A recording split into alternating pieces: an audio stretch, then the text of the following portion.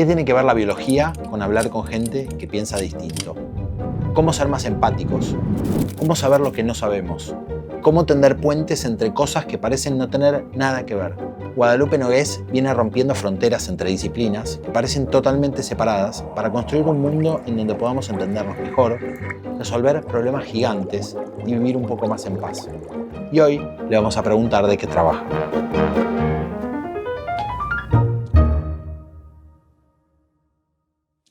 Hola, Guada. ¿Qué haces, H? ¿Cómo andás? Muy bien, muy bien. ¿De qué trabajas? Perdón. ¿De qué trabajo? Yo creo que tiendo a contestar la pregunta según quién me la pregunta, para qué me la pregunta, por dónde empiezo. Para decirlo corto, yo diría que trabajo de tratar de conectar mundos distintos, donde uno de los mundos tiende a ser el mundo de la ciencia, las evidencias científicas, el conocimiento, y el otro mundo puede ser desde, no sé, una empresa que necesita tomar una decisión de un problema que le vino encima y no sabe muy bien qué hacer, o una organización, o decisores, digamos, de políticas públicas, o... ¿De qué trabajo? Diría que es esa conexión, pero me voy adaptando. Pero al mismo... No, para. Pero está bien Es que para, que no, te porque cueste, es no pasa nada. más complicado, porque A yo ver. tengo la lista de los trabajos de los cuales cobro, digamos, o sea, lo que la gente normal llama trabajo, y otras cosas que mucha gente llama trabajo porque son cosas que me ocupan el tiempo, pero que para mí son un placer, en el sentido, bueno, el otro trabajo también es un placer porque en realidad tengo la fortuna de hacer algo que me gusta. Qué difícil. Tengo los trabajos que no me pagan, que son también ese tipo de conexiones en temas o con propósitos que a mí me convocan y que siento que puedo aportar algo. Y ahí voy como navegando hace mucho tiempo ya y cambiando sobre la marcha, como no sé si se nota. Te quedó clarísimo, Me quedó ¿no? clarísimo. No, pero me haces pensar en que, bueno, a los que somos un poco más generalistas, te incluyo en esta parte de la respuesta, nos pasa algo que muchas veces, que es que en general trabajamos y en gran medida guiados por el placer y lo que nos gusta y lo que nos apasiona, y en ese proceso muchas veces terminamos haciendo cosas por las que no cobramos. Terminamos haciendo un montón de proyectos que nos parecen importantes, necesarios, que tienen que ver con nuestra misión, pero que de alguna forma no son lo que nos da el sustento. Pero en algún punto, porque también nos llevan a otras conexiones. Tal cual. ¿Eso Para te mí es representa? un lujo. El lugar en el que yo me siento hoy jamás lo podría haber buscado intencionalmente cuando era mucho más chica. Es algo que en un punto fue pasando muy, muy de casualidad y yo fui agarrando, ¿no? Pero es tal cual esa mezcla. Siento que pude ir transformándome y aprendiendo sobre la marcha y eligiendo qué quiero hacer, con quién lo quiero hacer.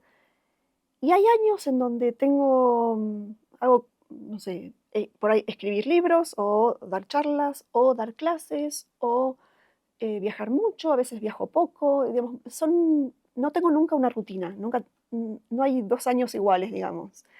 Eh, y en un punto lo que a mí me va, lo que me hace ir saltando de un lugar a otro en esto del generalismo es, hay desafíos, digamos, hay problemas, hay situaciones que requieren que nos ocupemos de ellas. Y ahí me gusta, ese espacio de acción donde en realidad yo no estoy haciendo, pero por ahí ayudando a que las cosas pasen. Cada vez más abstracto, No, ¿no? está bien. ¿Y por dónde empezaste a este recorrido? ¿Cuál fue como la puerta de entrada a Es este que yo soy mundo? una generalista que muy en el subsuelo fui una especialista. A ver. Em, yo estudié biología y me doctoré en biología y empecé a hacer el camino profesional típico de los científicos que se dedican a la investigación básica. No lo seguí después, pero tengo una formación. Mi formación en biología me transformó la manera en la que pienso todo y es una carrera universitaria que amé y sigo amando, me parece extraordinaria. pero yo no hace mucho que no trabajo de bióloga. Lo que pasa es que esa manera de pensar de cuando era especialista es lo que yo siento que seguí usando, aunque haya dejado la disciplina. Entonces yo empecé como especialista, no tengo ni idea, pero es como si te dijera que hoy yo debo saber más biología que prácticamente, no sé, el 99% de la gente. Pero como hace 20 años que no trabajo en biología, si yo me comparo con alguien que realmente trabaja en biología en el área en la que yo supuestamente sabía, no existo. O sea, hay algo de ser especialista que es como que te vas, es tan progresivo y vas aprendiendo también sobre la marcha de esa disciplina, de ese rinconcito de mundo del cual te estás ocupando, que la gente que estaba trabajando conmigo hace 20 años y que siguieron ese camino, yo con ellos hoy siento una distancia inmensa. En ese momento éramos colegas, pares. Em, yo a partir de ahí me fui primero a la educación, creo que ese fue el primer saltito, la primera conexión que quise, que me motivó, digamos. ¿Empezaste enseñando biología? Enseñando biología. Claro, es muy loco eso, porque hiciste un saltito a la educación, pero agarrada a la biología. Porque nada de esto fue planeado. Claro. No, yo no sé si existe alguien que diga, yo quiero ser generalista. Me parece que no, que tenemos toda una sociedad, una estructura educativa, una serie de expectativas, ¿no? que te marcan para, qué sé yo, si estás en el último año de secundario, la gente te pregunta, ¿y qué vas a hacer después? Y ese qué vas a hacer, más o menos suele ser, bueno, o trabajar o qué sé yo, o si vas a estudiar es estudiar una disciplina. Y, y esa es la mentalidad que yo tenía durante muchísimo tiempo. Después, algo me pasó que yo decía, a mí la investigación me parece esencial y el trabajo de los científicos es clave. Yo no puedo. Yo no quiero hacer esto. Necesito un contacto más real, más inmediato. Y ahí fui a la educación, pero primero fue dar clases en un secundario, algo que sigo haciendo. Dar clases en secundario de biología es como lo único, el rinconcito de biología que me queda y no lo pienso soltar porque me hace muy bien. En el Buenos Aires, que veníamos hablando de eso recién. No era necesario igual decirlo. Lo editamos si quieres. No, sí, No, se pero puede. tus alumnos van a No, estar contentos de no tener es un a su secreto, profe no es un acá. secreto para nada. Pero sí, antes estuve en otro colegio, pero no importa. Es esa idea de llevar la biología, que era una disciplina que yo veía riquísima y con una potencialidad muy desaprovechada, llevarla a gente que no va a hacer biología. Porque yo daba clases en la facultad, como hacíamos también prácticamente todos. Pero enseñarle biología a gente que está estudiando biología, claro, por ahí para otros sería muy natural. Yo decía, bueno, pero si ya saben o ya van a saber, la gracia es, hey, llevemos esto a los que van a ser abogados. Que una biología que tenga una ventanita a la ciencia, como nada, con esa efervescencia que tiene la investigación científica. Bueno, esa era un poco la motivación original que yo tenía. Y también ahí fui empezando por ahí, primero a darme un blog, era hace mucho tiempo. Bueno, ahora volvieron los blogs, ¿no? Las cosas van y vienen. Con esta idea también de llevar un poquito a la sociedad. Pero siempre era así, la patita en la biología. Y tratar de compartirlo con otra gente. Y después esa patita se fue desarmando.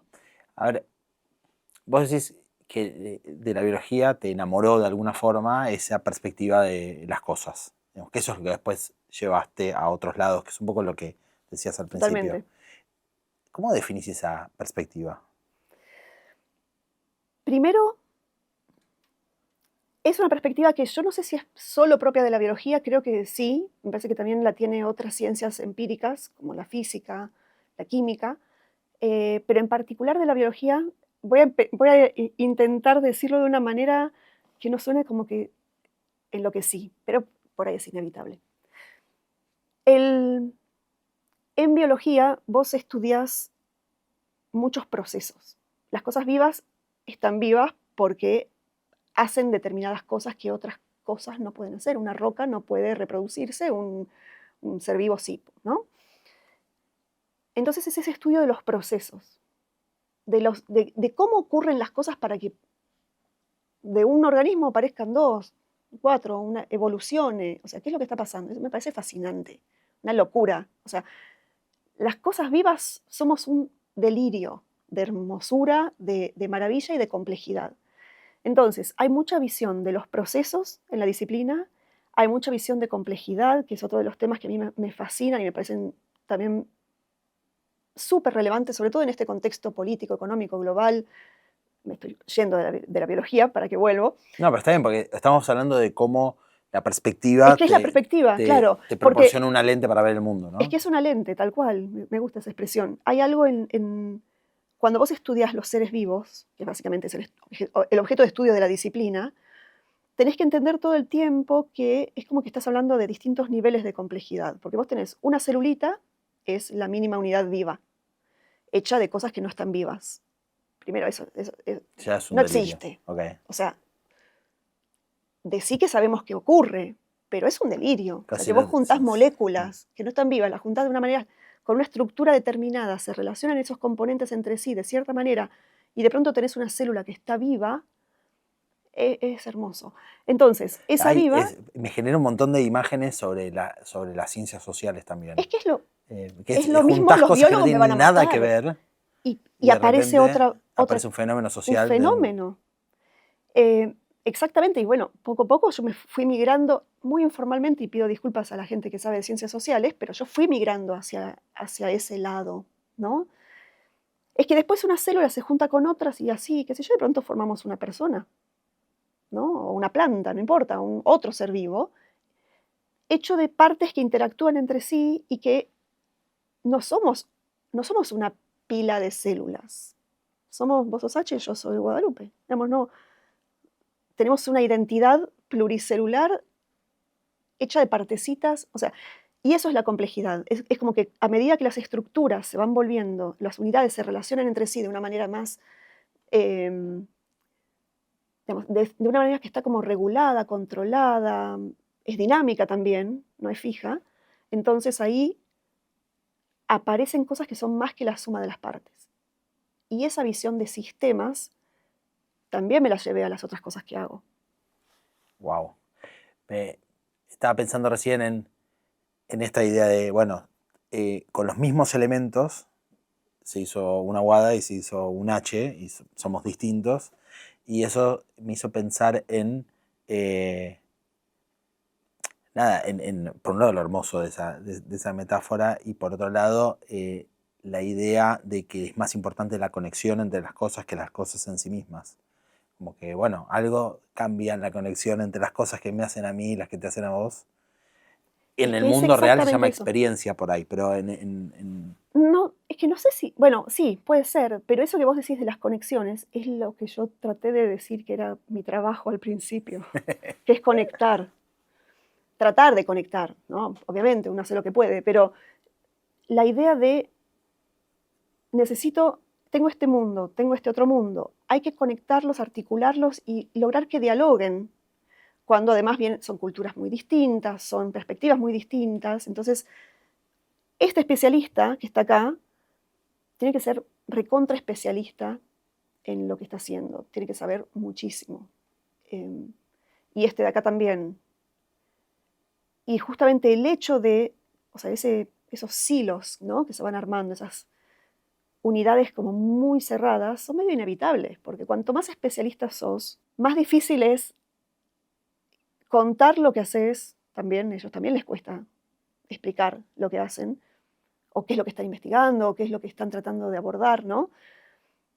Y es un lenguaje, algo que es muy difícil que otro especialista de otro lado lo pueda entender. Entonces, ¿cómo haces para unir esto? Necesitas, y yo creo que ahí venimos nosotros, a tratar de armar ese puente como con mucha humildad también, ¿no? Porque tenés que, yo siento que tenés que ser muy consciente de que estás tratando de articular esos mundos, pero que no es acerca de vos, primero, es acerca de ellos, y también entendiendo que los especialistas son ellos. Vos estás tratando de suavizar los bordes para que de eso se arme esa conexión, que es lo que genera estos superpoderes, digamos, estas capacidades de hacer más cosas que las partes por separado. wow. Me encantó. ¿Por qué me pones cara rara? porque siento que ¿Pensando lo rara? hice muy complicado. No, al contrario, a mí por lo menos me Ok, parece alucinante. Yo no lo había pensado de esa manera. Y entonces volvamos un segundo a tu recorrido. Vos empezaste estudiando biología, por lo menos pensaste, saliste de la secundaria, empezaste a estudiar biología, te doctoraste en biología, esos son como 10 años, sí, más o menos, entre que terminas una cosa y terminas la otra, si lo hiciste todo de corrido, que creo que fue el caso. yo era muy prolija y muy estudiosa. Y después te pusiste a enseñar Sí, biología sí, solapé ahí un poco, en la escuela, porque fue tipo un, claro. ¿qué hago? Me quedo, me voy, me quedo, me voy. ¿Y después? Y después, bueno, ¿ves? Hay un tema con el, no todo en mi vida fue y después tipo pasitos, tipo el juego de la oca, sino que a veces ramifiqué cosas y es un lío. Porque yo sigo dando clases de biología, como decía antes, pero también suelo dar clases en universidades, o por ejemplo para profesores de ciencias, o para funcionarios, o sea, clases, bueno, qué sé yo, capacitaciones, lo que se llama, ¿no? Ujú. Pero Educación. esa idea, claro, de tratar, de vuelta, de tratar de llevar un poquito de algo que les puede servir y por ahí ni siquiera lo tienen mapeado como una herramienta que les puede ser Entonces relevante. en ese espacio te empezaste a volver cada vez más habilidosa para traducir esos lenguajes. Creo que sí. Bueno, no sé si es que yo creo que sí soy habilidosa y es algo que hago con mucho compromiso, pero hay algo también donde mi, nosotros digamos, los generalistas, siento que tenemos cada uno el submundo de pequeñas cositas que conectamos, que no son los mismos, no es lo mismo este generalista que este otro, por más que la palabra englobe a todo este fenómeno. Entonces, hay un punto donde mi perspectiva y mi combinación de pequeños mundos que sé articular y que más o menos conozco, o que hace ya muchos años que estoy trabajando ahí, entonces fui aprendiendo, mi combinación siento que es bastante única. Entonces, llega a haber un desafío que requiera de ese subconjunto de cosas, y sí, no sé si hay mucha otra gente que pueda hacerlo que no sea yo, como otro subconjunto de cosas los abordarás vos.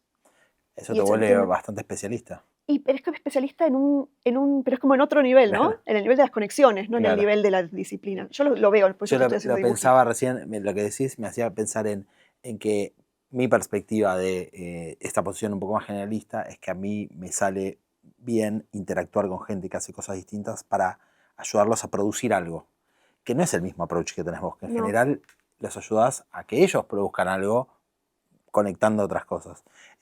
Son como facetas distintas del mismo término, pero que se refieren a cosas distintas. sí.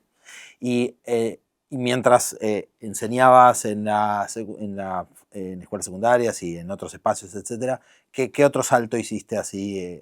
Bueno, un salto grande que hice, bueno, qué sé yo, como te decía antes, hay algo donde yo siento que a mí me motiva mucho, primero me gusta aprender, realmente soy de estudiar y si a mí me decís qué hobby tenés, casi que te diría que es estudiar cosas, ¿ok? O sea, por ahí tengo que hacer esto por trabajo y para descansar mi hobby es estudiar otra cosa. ¿Me expliqué? Sí, perfectamente. Entonces, em, me gusta eso, pero además de la curiosidad, poner más intelectual del asunto, que también me ayuda, siento que me enriquece y que después termino algo que aprendo acá y de pronto digo, pero esto es un proceso que también, o sea, es como empezás a armar conexiones que ni te las esperabas, ¿no?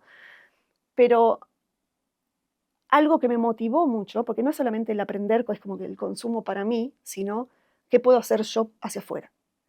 Pero por un tema por ahí de personalidad o de qué sé yo trato de no estar ahí afuera haciendo las cosas, sino como estar un poco en la periferia, pero ayudando a que otros hagan.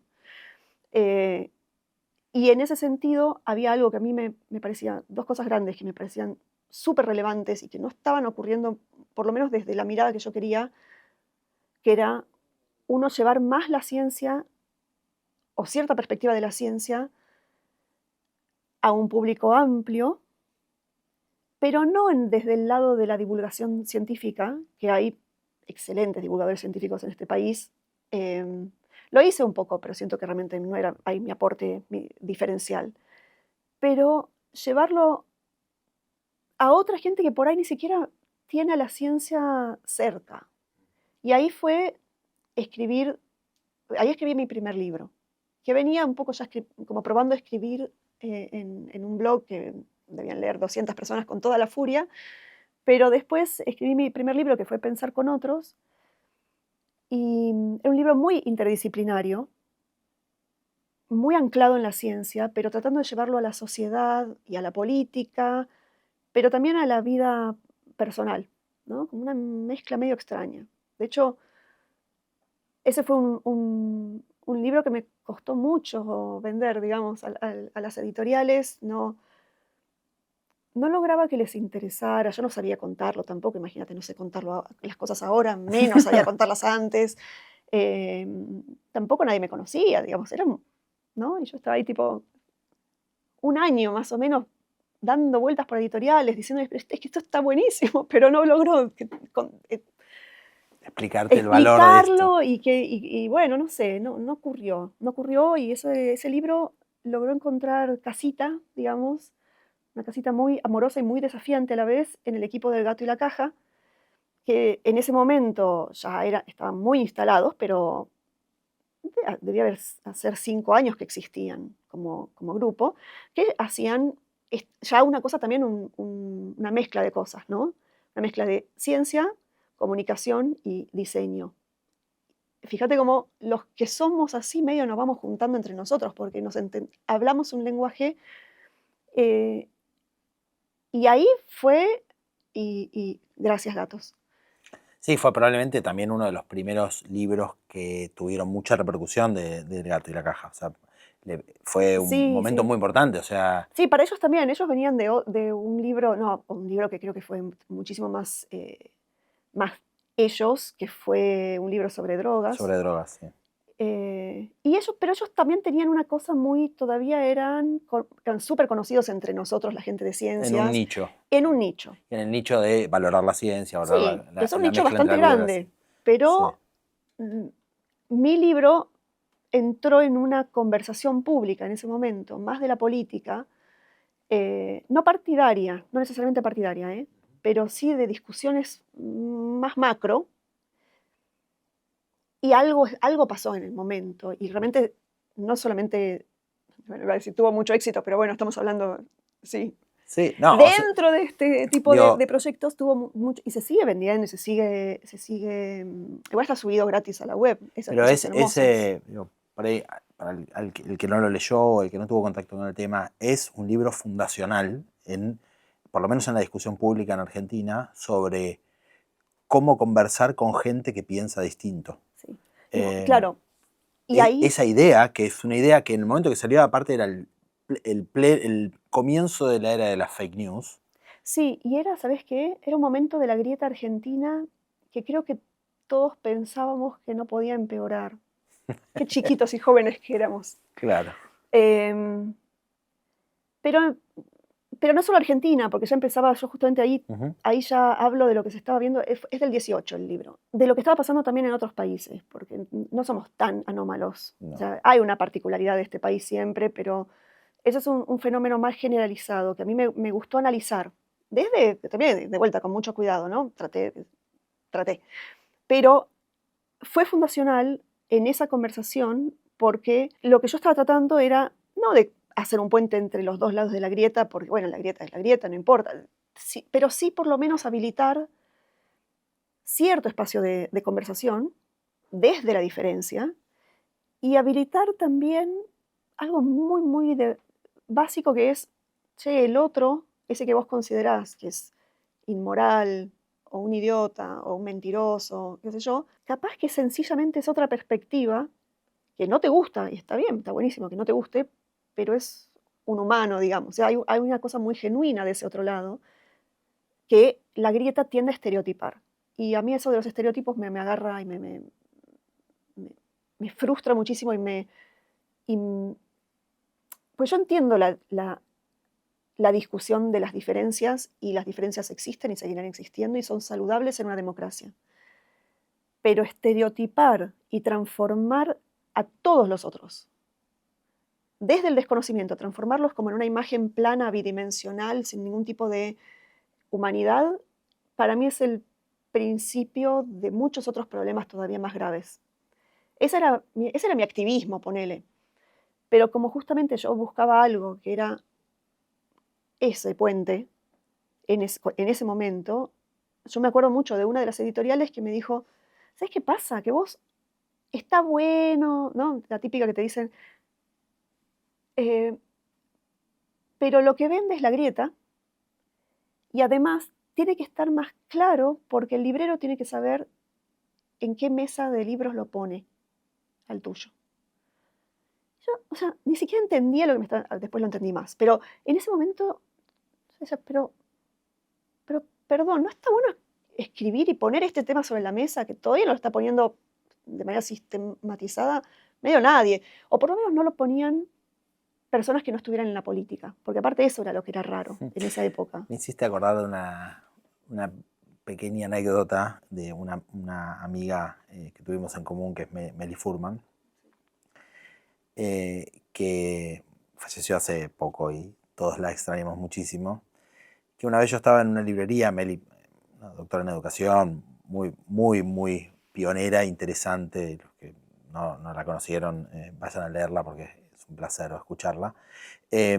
Pero me acuerdo que una vez yo estaba en una librería y encontré uno de sus libros y le mandé una foto de uno de esos libros y le escribí un mensaje y le dije, me resulta raro que está en la sección de autoayuda. Y Meli me contestó, qué suerte. Genial, obvio. Porque si estuviera en la sección de educación lo van a leer solo los que les interesa educación.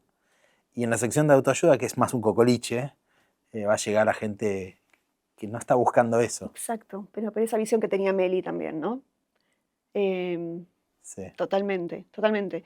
Y bueno, pero justamente, pero es difícil entrar, y eso era un poco lo que a mí me motivaba tanto en ese momento, que ahí dije, bueno, porque algo que nos pasa a nosotros, creo también, es cuando empezás a ser generalista, te das cuenta de que no sabes, o sea, de que sabes un poco de mucho, pero no sabes mucho de nada, y entonces empezás a navegar un espacio medio ambiguo, donde todo el tiempo estás sintiendo, por lo menos hablo por mí, la verdad que no sé si por vos, eso que se conoce como síndrome del impostor, ¿no? Que sentís que sos un impostor, que nadie se dio cuenta de que vos en realidad no sabés.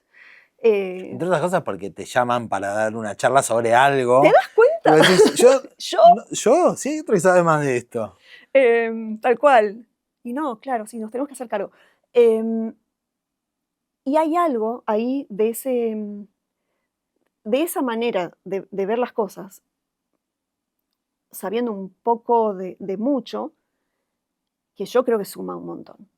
Y, y era un poco la motivación mía, era tan grande que me hizo superar ese miedo en ese momento.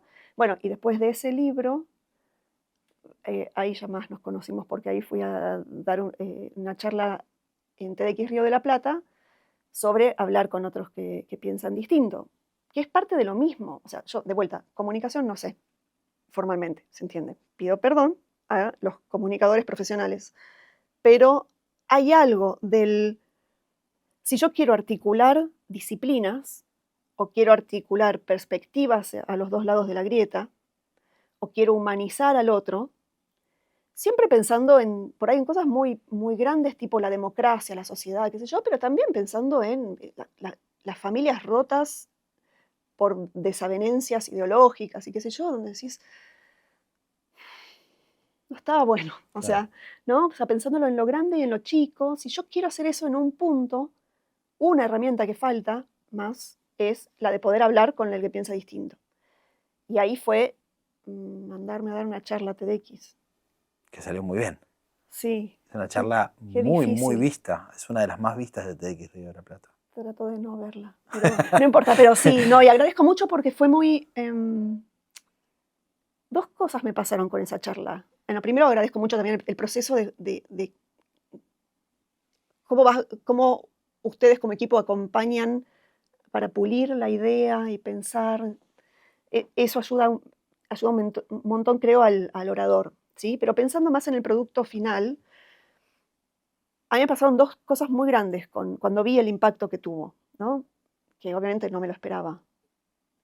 Uno fue, nada, esa satisfacción de sentir que pusiste un poquito de valor en el mundo, ¿no?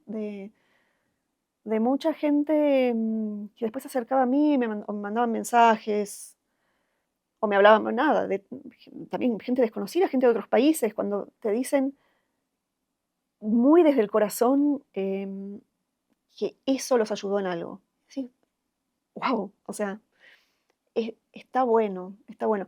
Y lo otro que a mí me pasó con esa charla fue, esto resonó no solamente en Argentina, sino en toda Latinoamérica. De España me llegaron infinidad de mensajes. Después, cuando empezaron los subtítulos en otros idiomas, también de otros países no hispanoparlantes. Y entonces ahí fue también parar un poco más la oreja y ver que de alguna manera, un poco torpe quizás, pero de alguna manera que era muy genuina, también fue poner sobre la mesa un tema y una aproximación al tema que resonaba y que tenía que ver con situaciones que se estaban viviendo en muchos otros lugares. Y Y que parecía por ahí contracultural y de nicho, pero evidentemente no era ni y tan de es que pasa nicho. eso, ¿no? Porque te das cuenta, primero, claro, pensás que ¿a quién le importa? Yo siempre me sentí muy rara, porque también cuando estás así en esa posición de articular, en un contexto de grieta, no solamente política, sino de todo tipo, a veces ligás palos de los dos lados. Y es un lugar cómodo, no es ese lugar, ¿eh? O por ahí yo no tengo la fortaleza para, para habitarlo, ¿no? Lo habito porque para mí va por ahí, o sea, no lo puedo evitar. Claro. Igual, ¿qué de tu perspectiva como bióloga o del mundo de la ciencia o de esta perspectiva que vos trajiste antes, ves reflejado de manera directa en este pensar con otros o en este escuchar los que piensan distinto? Eh, Es que es que para mí es tan obvio que lo tengo, pero es muy difícil de contar. Por ejemplo, primero, Pensar con otros, el libro tiene una primera parte muy de ciencia en el sentido, no de disciplina científica, sino de podemos saber cosas en el mundo. Hay cosas que sabemos que son de cierta manera, tipo, para decirlo así de cualquier manera, la Tierra es redonda, no es un plano, punto. Cosas mucho menos, digamos, cosas muchísimo más sofisticadas también y cosas que ahora son por ahí más ambiguas, también podemos saber, quizás no sabemos, pero hay muchas cosas que tenemos la capacidad de poder saberlas y eso ya es un montón. pero eso no te ayuda a hablar con un terraplanista, por No, ejemplo. exactamente. Pero primero es plantar la banderita, digamos, en ciencia. Y eso es una cosa de mi lente de científica, que no se me fue, siento que no se me fue jamás. Eh, y de tratar de llevar esa banderita de la ciencia a mucha otra gente que por ahí no tuvo, digamos, o en el secundario esa perspectiva, o después no le llegó, y por ahí tratar de que le llegue, punto. Eso por un lado. Pero tal cual no ayuda a hablar con un terraplanista. Eh, yo en todos estos temas, ahora ves que me empiezo a acordar. En todos estos temas me metí porque, de casualidad total, antes me había metido en temas de salud relacionados con cómo hacemos para que gente que duda de las vacunas, esto en el 16, empecé creo que en el 15 o en el 16 con el tema de vacunas, muy prepandemia, muy de nicho, después se hizo masivo, pero el tema de la gente que desconfía de las vacunas pudiendo acceder a las vacunas, ¿no? Porque gente que no se vacuna porque no le llega la vacuna, siempre hubo lamentablemente y seguirá habiendo, esperemos que cada vez menos. Pero a mí eso me llamaba siempre mucho la atención y tratar de hablar, ahí fue también aprender esos primeros rudimentos de comunicación, cuando empezás a entender que es que en el fondo no es necesariamente acerca del contenido de lo que vos estás diciendo. Tenés que entender dónde está la otra persona, por qué desconfía. Por ahí las razones que tiene para desconfiar son sumamente razonables, ¿no? Y yo venía parada, la verdad que confieso, ahora me avergüenza mucho porque me veo a mí en el pasado y era muy tajante, Como de un lugar más soberbio. muy soberbio y de mucha ignorancia también, de no entender que la gente vive cosas como puede, desde donde puede. ¿Viste? Yo en algún momento era por ahí muy joven y por suerte no tenía mucho vínculo con estas personas, por suerte para esas personas, ¿no?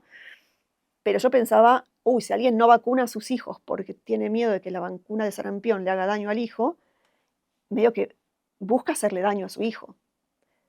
A mí me parecía la única conclusión válida. Es una estupidez. O sea, no. O sea, son padres que porque están preocupados por la seguridad de sus hijos y por un montón de otras cosas que se armaron alrededor, consideran que no hay que vacunarlo. Pero fue toda mi transformación emocional, mental, cognitiva, para entender ese problema, para pararme de vuelta con muchísima más humildad y recién ahí poder destrabar eso. Entonces también estuve en muchas cosas relacionadas con salud. Y bueno, no sé, ¿es salud, es comunicación? ¿Qué es? Bueno, ¿Entendés? ¿Es educación? me hacías pensar en un triángulo entre soberbia, ignorancia y empatía. Como que parecen como tres caras de un mismo objeto, ¿no? Como que están todas conectadas por adentro, digamos. No sé, siento que para tener la soberbia de no entender la posición del otro, necesitas no conocerla del todo y no tener empatía, o por lo menos no querer tenerla. Sí. Una vez que rompes los otros dos, y vas a dejar de ser soberbio, porque, o por lo menos, o vas a ser un choto, pero... No, pues no lo había pensado desde esa perspectiva. Está Lo bueno. pensaba así porque entiendo que la educación y todo eso son formas de informar, comunicar, etcétera, pero no sé, como que encontré ese triángulo en lo que Sí, no, hablabas. para mí también lo que cambia es que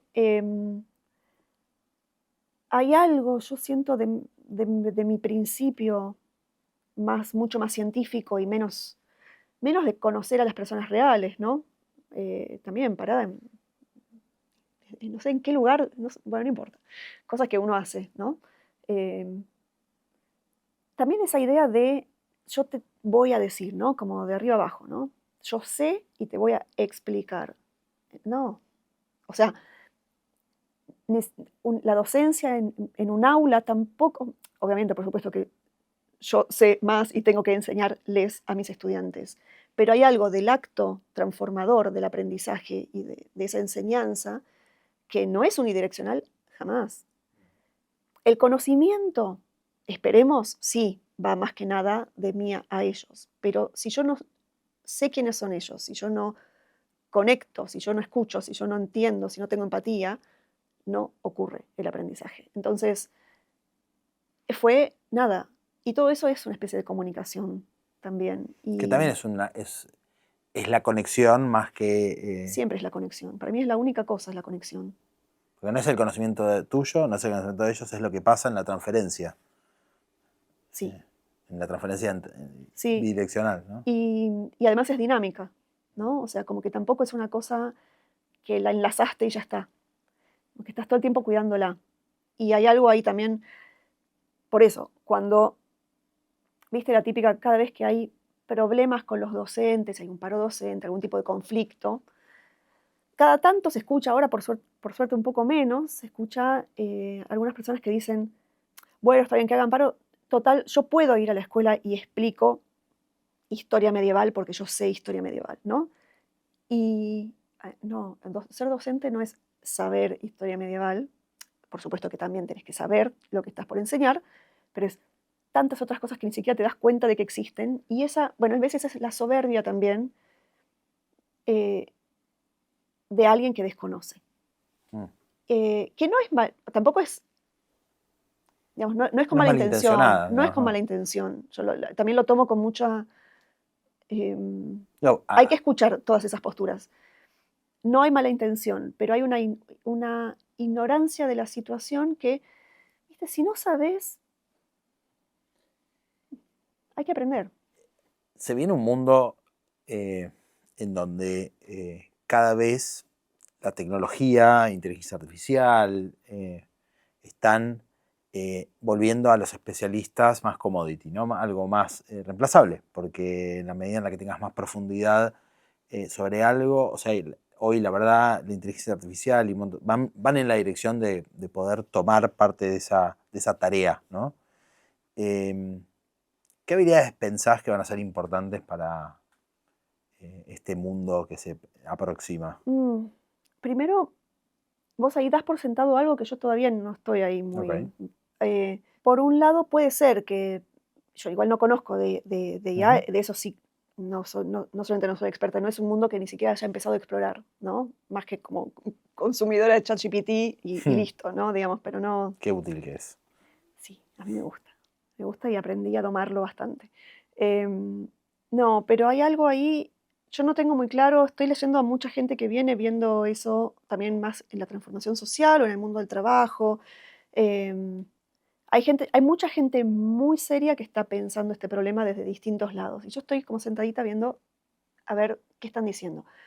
Yo hasta ahora no tengo muy claro que sea solo los especialistas los que van a verse compitiendo con una IA. Ujú. Porque hay algo de este armar conexiones Que también lo hace que muy yo me bien. pregunto, ¿viste? Vos le das de comer a la IA muchas cositas aisladas que un humano no logra ver la imagen También lo completa hace muy bien. y la ve. Sí, sí. Eh, creo, ¿no? O sea, Ujú. me parece ahí también con mucho cuidado. Entonces, mi sensación, pero volviendo a tu pregunta, ¿no? Que va más allá, me parece, de esto. Hay algo de la humanidad que quiero creer que seguirá teniendo un valor, aunque más no sea el valor de lo humano genuino al estilo, no sé, vintage, no sé, uy, esto lo pensó solo un humano, sin ayuda de una IA. Qué, Casi como consumo qué cultural, primitivo, ¿no? pero qué interesante, ¿no? La visión pura, Bueno, la misma razón por animal. la cual nos gusta ver un partido de fútbol jugado por humanos, aunque hay robots que pueden jugar al fútbol, no nos interesa ver eso. Claro, pero bueno, pero en términos de solución de problemas o de desafíos que hay que abordar, a mí me interesan muchísimo los temas de política pública, em, y ahí no lo sé, ¿viste? Ahí yo lo que quiero es que los problemas se resuelvan, no ¿Quién lo que resuelve? quién lo resuelve. Entonces, tengo una cierta ilusión irracional, sin conocimiento, sin nada, de que eh, trabajando en conjunto con una IA realmente podamos abordar esto de maneras más efectivas. Lo que no sé y me preocupa es que para lo que yo quiero que pase, la IA tiene que ser algo realmente bastante democratizado Ujú. y que no esté bajo el control de 3 4 millonarios en el mundo, digamos, por ejemplo, o de ciertos poderes, pero la verdad que no lo sé. Es un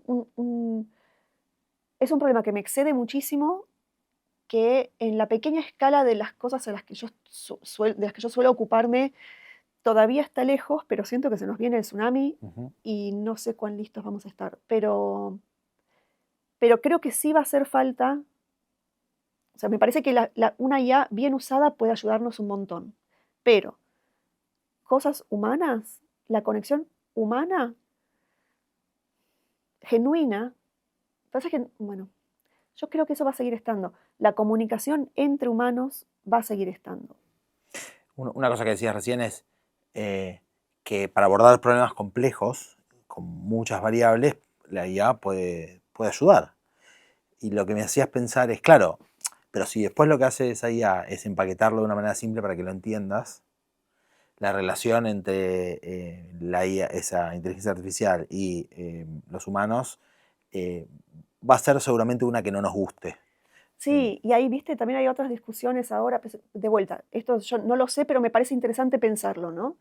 Em, el último libro de Harari, Nexus, plantea un poco que la IA, de vuelta, a mí en algunas cosas me gustan, en otras cosas no me gusta, pero siempre es interesante leer a alguien ¿Qué está que pensando? está pensando cosas, ¿no? Y que está pensando cosas desde un lugar que todavía vos no lo pensaste, entonces dices, ah, y la idea de, bueno, esto de la conexión, ¿no? Por eso Nexus. Y de la, ¿qué pasa si la IA, en vez de ser nuestro asistente, nuestro compañero incluso, ¿no?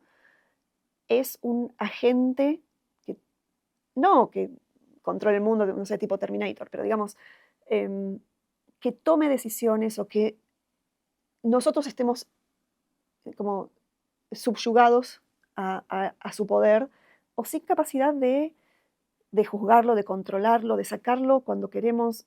Y no lo sé, son reflexiones que me parecen urgentes, pero en el fondo creo que no tenemos idea de lo que puede pasar. O sea, entiendo que el primer paper que planteaba la posibilidad de este tipo de los chats, ¿no? De los lenguajes, ¿cómo se llaman los modelos de lenguaje? no tiene ni 10 años.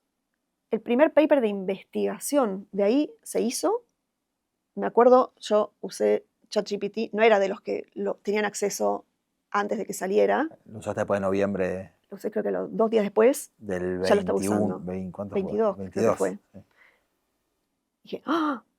Esto es impresionante. Igual decía barbaridades, ¿no? Y me acuerdo que No, el ya... 23.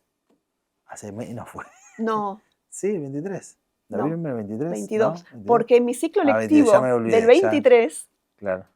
Ya fue, pero fue hace muy poco, estaba hablando de bueno, 2, yo 3 le años. pregunté, era marzo del 23, veo a mis chicos de último año de secundario, No, tenés razón, fue el y 22. les digo, y le hago como una pequeña encuesta de cuántos usaban ChatGPT o alguno, sí, creo que era el único en ese momento, y lo habían usado bastantes, incluso algunos ya los habían usado para hacer trampa con tareas, un par de chicos no sabían lo que era, pero después hice la misma encuesta en docentes y no les sonaba, no entendían de qué estaba Nada. hablando. O sea, dije, ah, acá tenemos un problema.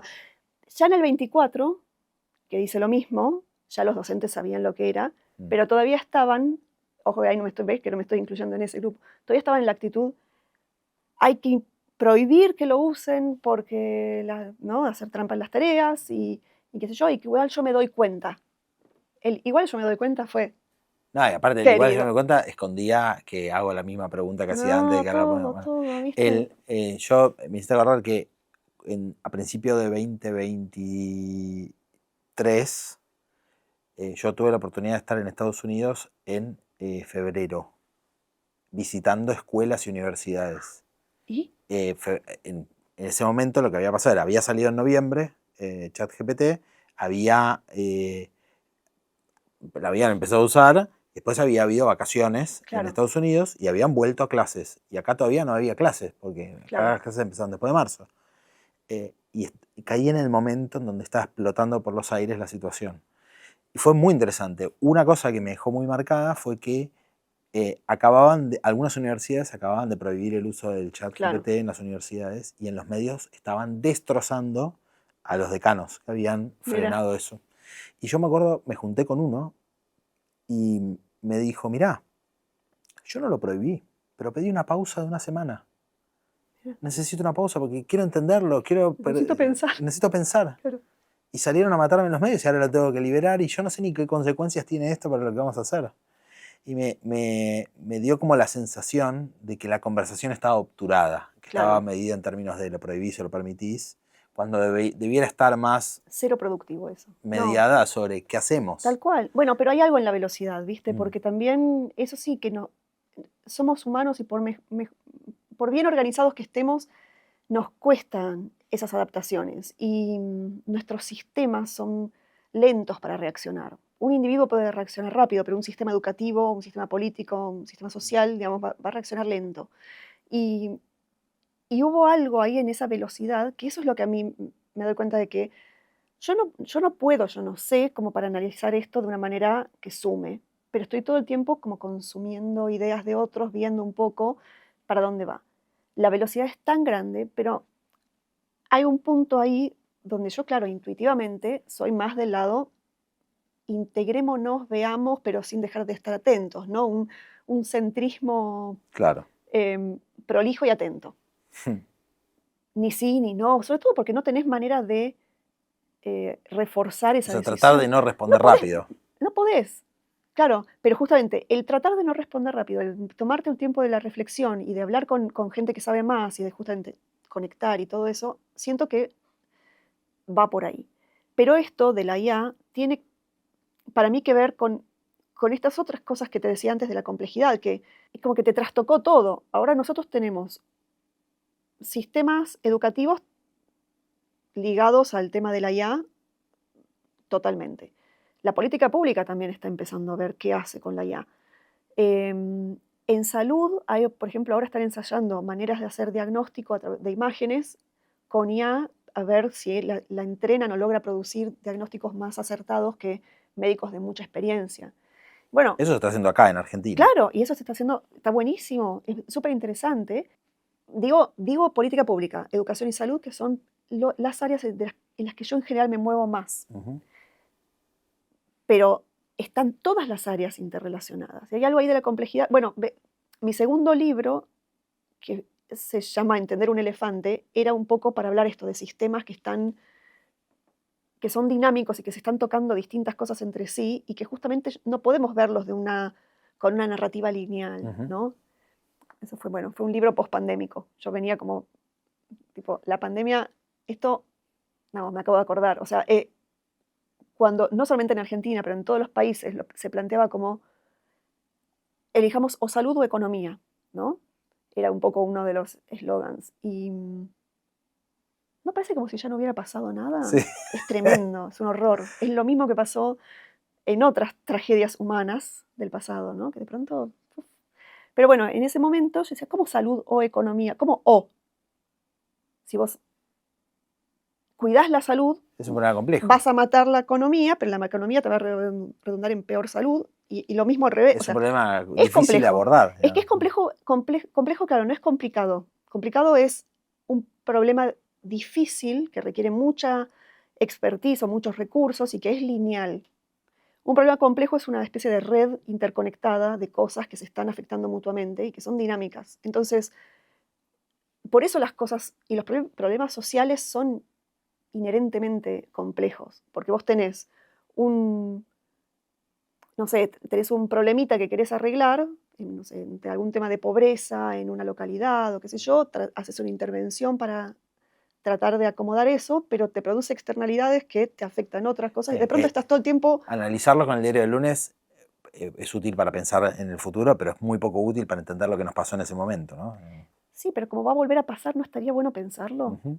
Yo sé Sí. que nadie quiere escuchar hablar de va a volver a pasar. Va a volver a pasar. Es que va a volver a pasar o una pandemia literal de virus nuevos hay todo el tiempo. O alguna otra cosa global. O alguna otra cosa global. Y está pasando millones de cosas globales en donde esa mirada un poco más, que de vuelta es más generalista, ¿no? Porque implica, creo, ¿no? O sea, poder ver, tener como esa mirada dual, ¿no? De verlo como a la altura de la superficie, ver lo que está pasando y entender que acá hay gente concreta involucrada, afectada por esto y tenemos que tratar de hacer lo mejor que se pueda para aliviar eso, sin dejar de ver la imagen más macro, más desde arriba, ¿no? El zoom out, donde decís, tengo que poder abordar esto de una manera más integral, porque si trato de arreglar acá, pero arreglando acá, rompo todo acá, no está bueno. Volviendo a vos, Eso es biología. Si te vuelvo a preguntar, ¿de qué trabajás? Ay, bueno, ¿ves? Basta. O sea, ¿qué sé yo? ¿Qué sé yo? Es la respuesta. Nos quedamos con eso, ¿qué sé yo? O sea, yo ¿viste el filósofo de la ciencia, o sea, Karl Popper? Sí. Popper es qué tipo inteligente y qué tipo que escribía y articulaba ideas genialmente, ¿no? Y tenía una frase que obviamente no me acuerdo de memoria, ni la voy a citar bien, pero decía básicamente que todo bien con las disciplinas, ¿no? Que las disciplinas, claro, están los físicos, los arquitectos, no sé, ¿no? Pero que en realidad las personas somos estudiantes de problemas, no estudiantes de disciplinas. Y justamente para muchos de los problemas que tenemos, y que son por ahí los más desafiantes y los más urgentes, o ver qué hacemos con la IA en este nuevo ecosistema, para muchos de estos problemas no lo atacás desde una sola disciplina, lo tenés que atacar desde todas a la vez. Y ahí necesitas a los especialistas, sabiendo lo que saben muy, muy bien y muy poca gente sabe si no son ellos, pero necesitas la articulación, si no... Y bueno, yo creo que ahí venimos, qué sé yo. Y ahí, eso. Gracias, Guada. Gracias, H. Muy lindo. Muchas gracias.